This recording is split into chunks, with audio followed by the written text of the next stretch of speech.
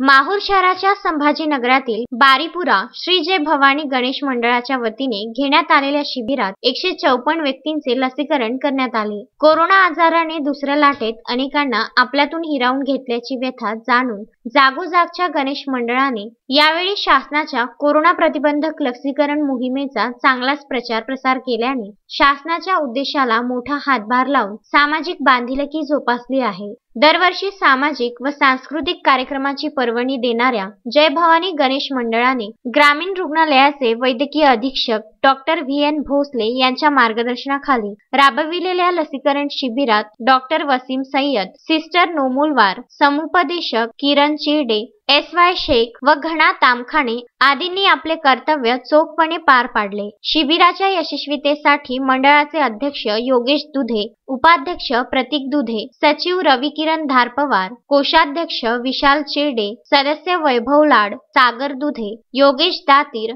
राम दातीर, अजय बोरकर, पवन दातीर, प्रवेश बोरकर यांच्यासह अनेकांनी अथक परिश्रम घेतले। संजय घोगरेसह अनवर खिच्ची, विदर्भ न्यूज, माहूर।